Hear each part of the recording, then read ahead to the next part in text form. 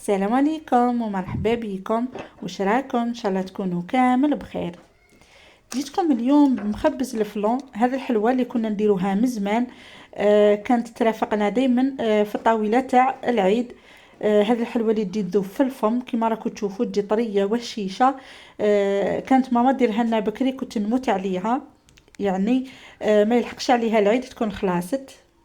جبتها لكم اليوم بطريقة جد سهلة ومقادير اقتصادية، وتحصلت على كمية كبيرة كما راكم تشوفوا.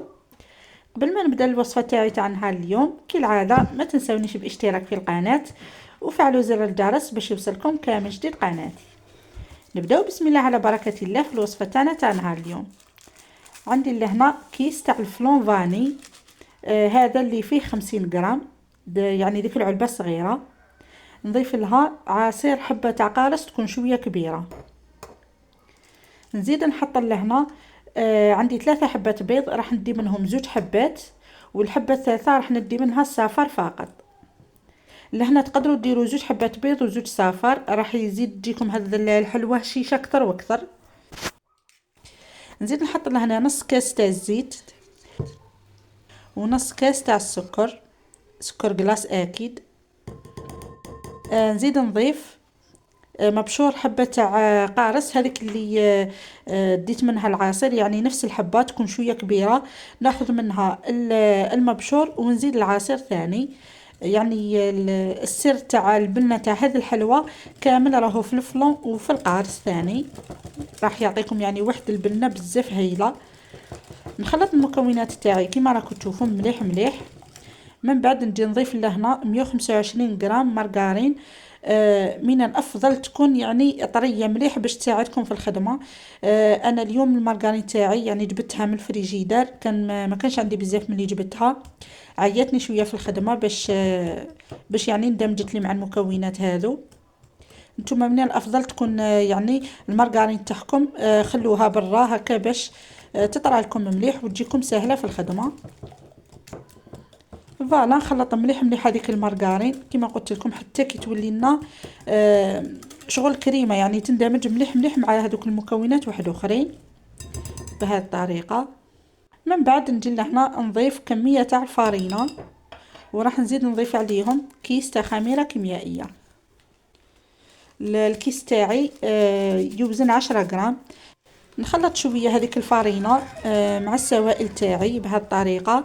في البدايه نخلط هكا بالفوي هكا باش ما نرفدش كميه كبيره تاع العجينه في يدي وتلصق لي كامل.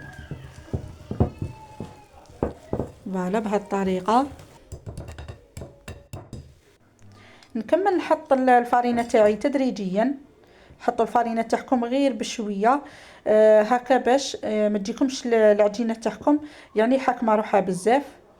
هاد العجينه ضروري تكون طريه مليح. وثاني كي تكونوا تليموا في العجينه تاعكم ليموها هكا غير باصابع يدكم، ما تعجنوهاش كامل هكا باش تنجح لكم وتحصلوا على نتيجه تكون مليحه.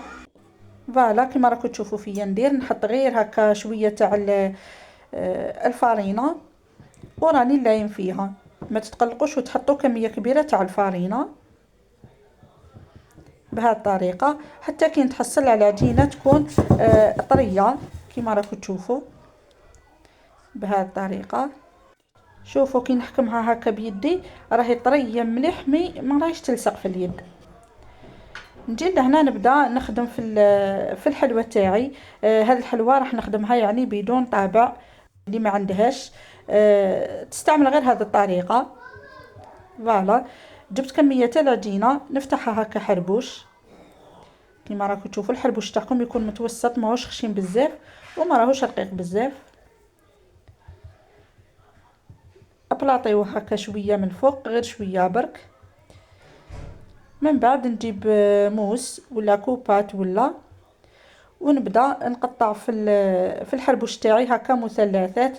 تحبوا تقطعوه مقروطات ولا كيما حبيتوا، يعني الاشكال يبقاو حسب الذوق، يعني كيما حبيتوا نتوما شكلوا الحلوى تاعكم. واللي عندها المول كما قلت لكم فتحوا العجينه تاعكم تكون شويه خشينه على سمك يكون 1.5 سنتيمتر، وبداو تقطعوا يعني في الحلوى تاعكم قلوبه ولا يعني الشكل اللي حبيتوه مدوره ولا. فوالا شوفوا كيفاش خرجت الحلوى تاعي تقول طبعتها بالطابع بهذه الطريقه. خدموا مليح الجوانب تاع الحلوى تاعكم من الفوق ثاني، سقموها مليح باش تعطيكم شكل شباب، وكي طيب يعني ما تجيش مشققه بهذه الطريقه. نكمل نشكل الحلوى تاعي كامل بنفس الطريقه ونسويها مليح مع الاطراف.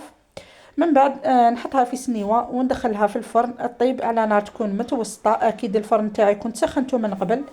نخليها حتى كي تاخذ تحميره خفيفه من تحت، نزيد نشعلها من الفوق حوالي 2 دقائق برك ونطفي عليها. كما راكم تشوفوا الحلوى تاعي طابت لي ما شاء الله. خلوها هكا يعني ما تحمروهاش بزاف هكا باش تجيكم هشيشه، والنار تاعكم كما قلت لكم تكون ناقصه باش طيب لكم الحلوى تاعكم مليح من داخل. جبت لهنا الحلوى تاعي وراح نبدا نطلي فيها. في هذا الفيديو ما شاركتش معكم الطليه باسكو شاركتها معكم في بزاف الفيديوهات عليها. اليوم قلت ما نطولش الفيديو تاعي بزاف، راح نخلي لكم الوصفه تاع هذه الطليه في صندوق الوصف. بديت لهنا نطلي في الحلوى تاعي كما راكم تشوفوا. هنا راح نطليها شغل، راح نطلي الحلوى تاعي بالشوكولا، حطيتها فوق هكا فرشيطه وبديت نطلي فيها. هذه الطريقه راح تجيكم سهله، بس اذا درتوا الحلوى تاعكم لداخل الطليه راح تتفتت لكم بس راهي بزاف طريه. يعني ما تعتمدوش هذيك الطريقه، ديروا كما راني ندير انا. هذه الطريقه يعني خير سهله بالخف تطلوا كميه كبيره. وزيد ثاني باش تيفيتيو الطليه تاعكم تبقى هكا نقيه، يعني ما تعمروهاش بهذاك الفتات تاع الحلوى تاعكم. فوالا نوما ما عطيت لكم كامل النصائح اللي تحتاجوهم لهذا الحلوى تاع نهار اليوم. نطلي الحلوى تاعي كامل ونخليها حتى كي تنشف. من بعد التزيين يبقى اختياري. اللي حبت تزينها يعني كما كانوا يزينوها ناس زمان ولا امهاتنا يديروا لها غير عقيقشه هكا في الوسط. سينو اذا حبيتوا ديروا لها تزيين عصري يعني لكم الاختيار. فوالا هذه هي النتيجه النهائيه تاع الحلوى تاعي. انا لهنا كنت درت لها هذا الخطوط كما راكم تشوفوا، ودرت ورده صغيره هكا في الوسط.